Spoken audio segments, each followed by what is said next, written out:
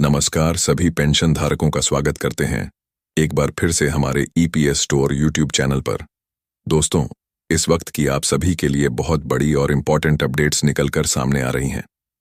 पहली बड़ी खबर की बात करें तो ईपीएस पेंशन बढ़ोतरी को लेकर बड़ा निर्णय सामने आ चुका है। अशोक राउत को मिला है। इसको लेकर बड़ा पत्र आखिर हुई। बड़ी जीत श्रम मंत्रालय से, बड़ा तोहफा। जी हां दोस्तों, ईपीएस 95 पेंशन भोगियों के लिए खुशखबरी आ रही है कि अब हर महीने RS 10,000 तक की पेंशन मिलेगी।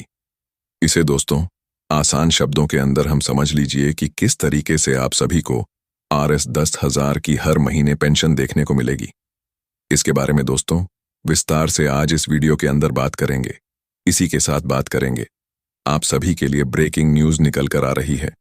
कर्मचारी भविष्य निधि संगठन के पेंशन से संबंधित नियमों को लेकर बड़ा अपडेट निकल कर आ रहा है कि अब पेंशन पाने के लिए भरना होगा। आप सभी को फॉर्म जानिए। नया नियम आखिरकार क्या आ चुका है, तो कौन सा फॉर्म भरना होगा हम सभी की पेंशन पावर के लिए, इसके बारे में भी आज इस वीडियो के अंदर बात करेंगे।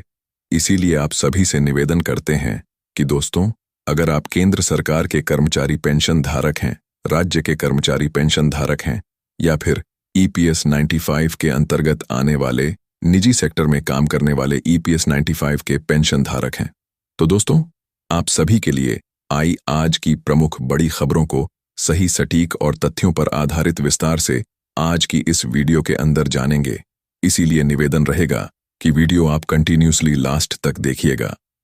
साथ ही चैनल पर नए हैं तो चैनल को सब्सक्राइब कर दीजिए, वीडियो को लाइक कर दीजिए और साथ ही साथ बेल आइकॉन को ऑन एल पर जरूर सेलेक्ट कर दीजिए, ताकि पेंशन धारकों से जुड़ी हर बड़ी खबर सही, सटीक और तथ्यों पर आधारित सबसे पहले आप सभी को इसी चैनल के माध्यम से देखने को मिल सके। तो चलिए बिना किसी देरी के संपूर्ण खबरों को विस्तार से जानते हैं। हम सबसे पहले बात करेंगे ईपीएस 95 पेंशन भोगियों के लिए बढ़ोतरी को लेकर बड़ा निर्णय है। बड़ी खुशखबरी आ चुकी है। कमांडर अशोक राउत को एक बड़ा पत्र मिला है। आखिरकार जीत बताई जा रही है। श्रम मंत्रालय से बड़ा तोहफा बताया जा रहा है कि अब हर महीने RS 10,000 तक की आप सभी को पेंशन किस तरीके से देखने को मिलेगी। चलिए आसान भाषा के अंदर आपको इस पूरे अपडेट को समझाने की कोशिश करते हैं।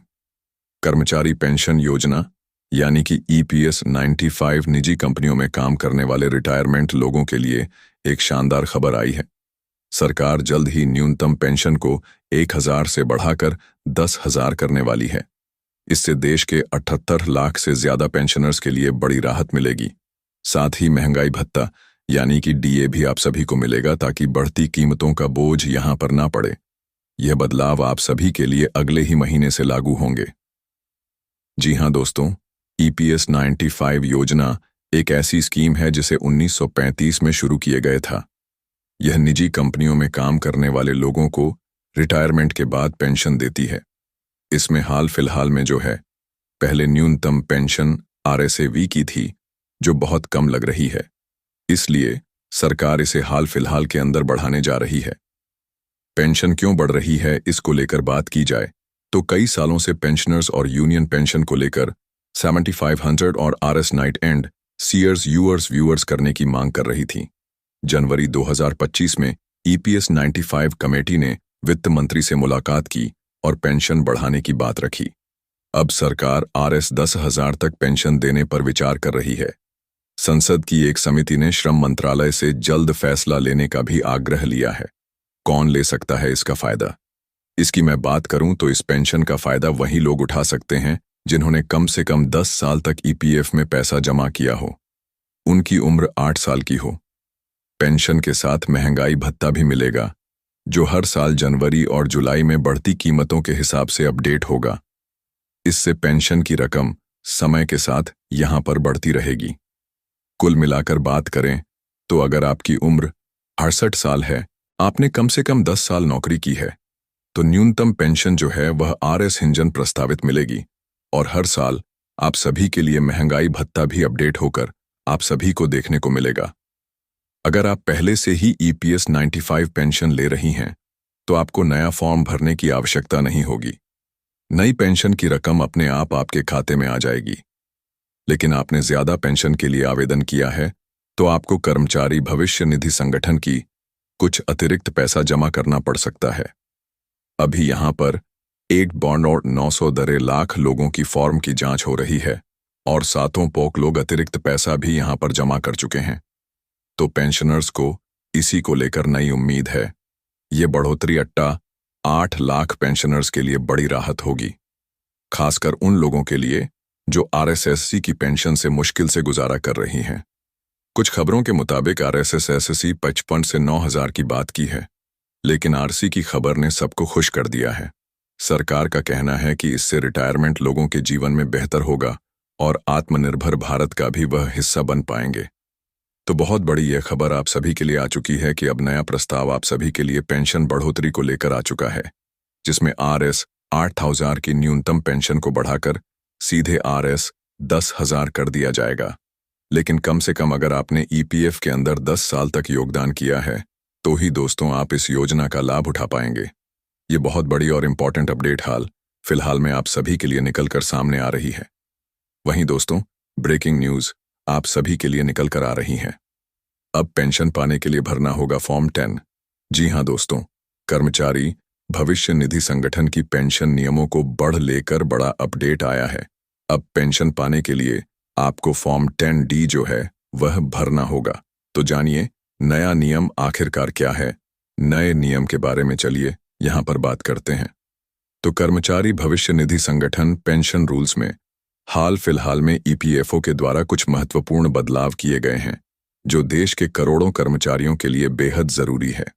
अब तक बहुत से कर्मचारी यह मानते थे कि रिटायरमेंट के बाद उन्हें पेंशन अपने आप मिलने लगेगी, लेकिन कर्मचारी भविष्य निधि संगठन ने स्पष्ट किया है कि अब पेंशन पाने के लिए एक निर्धारित प्रक्रिया का पालन करना आप सभी के लिए अति आवश्यक होगा। यदि आप नौकरी पैसा है, रिटायरमेंट की तैयारी कर रहे हैं या फिर PF फंड निकालने की योजना बना रही है, सो है, लेकिन मासिक पेंशन का लाभ उन्हें नहीं मिलेगा।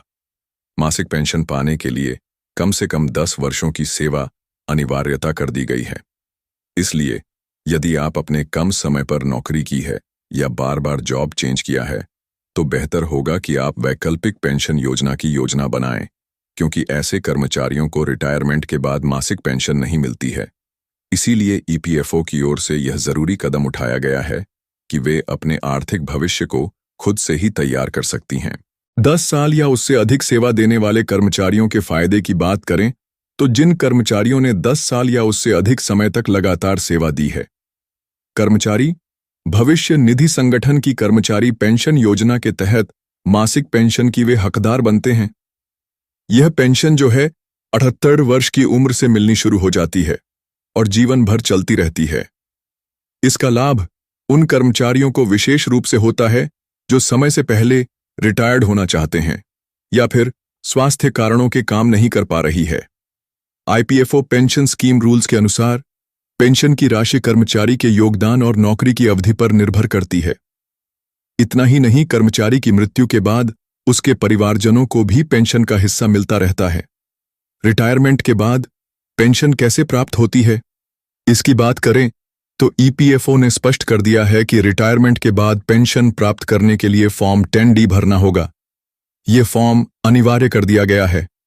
यहां पर यह फॉर्म आप ऑनलाइन या ऑफलाइन दोनों तरीकों से भर सकते हैं, लेकिन इसे अंतिम रूप से कर्मचारी भवन निदेश संगठन के कार्यालय में ही जमा करना होगा। यदि आप समय पर यह फॉर्म नहीं भरते हैं तो आपकी पेंशन मिलने में भी देरी हो सकती है। हालांकि इस दौरान आपके PF खाते में ब्याज मिलता रहेगा, इसलिए वित्तीय नुकसान तो नहीं होगा, लेकिन बेहतर यही रहेगा कि रिटायरमेंट के समय ही सारे दस्तावेज पूरे कर लिए जाएं, ताकि भविष्य में किसी भी प्रकार की कोई भी रुकावट ना हो। वहीं दोस्तों, PF खाते में जमा राशि पर ब्याज और टैक्स के लाभ की बात करें तो एक महत्वपूर्ण जानकारी है कि इसके रूल के अनुसार यदि कोई भी कर्मचारी रिटायरमेंट के बाद PF खाते की राशि नहीं निकालता और उसे धनराशि को जमा करता है तो ब्याज उसमें मिलता रहता है। सरकार की ओर से घोषित ब्याज दरें आमतौर पर सीधे बैंक FD के अंदर अधिक होती है, इसीलिए EPF खाते में मिलने वाला ब्याज टैक्स फ्री भी यहां पर आप सभी के लिए होता है। वहीं अगर आपको ईपीएफओ पेंशन रूल्स, पेंशन प्रक्रिया या फिर पीएफ निकासी या किसी भी प्रकार की समस्या आती है तो आप अपने नजदीकी ईपीएफओ कार्यालय से संपर्क कर सकते हैं। ईपीएफओ के अधिकारी आपकी समस्या का समाधान करने और मार्गदर्शन के लिए हमेशा उपलब्ध रहते हैं। इसके अलावा ईपीएफओ के आधिकारिक वेबसाइट पर हेल्पलाइन नंबर और यहां पर एफक्यूएस सेक्शन मौजूद है, जहां से आप विस्तृत जानकारी प्राप्त कर सकते हैं। ईपीएफओ सभी कर्मचारियों को सलाह देता है कि वे अपने अधिकारों के लाभों को पूरी तरीके से समय रहते लें, सही समय पर आवेदन करें। कुल मिलाकर बात करें तो ईपीएफओ के नए नियम के हुए बदलाव आपको सीधे तौर पर प्रभावित करेंगे। यदि आप 10 साल से कम या अधिक से बच चुके हैं तो आपके यहाँ पर जो है अनुसार पेंशन योजना को समझना होगा, फॉर्मेलिटीज पूरी करनी होगी। सही समय पर लिया गया निर्णय आपके रिटायरमेंट को सुरक्षित और तनाव मुक्त भी बना सकता है। अगर वीडियो अच्छी लगी हो तो चैनल को सब्सक्राइब करें और बेल आइकन को दबाना ना भूलें।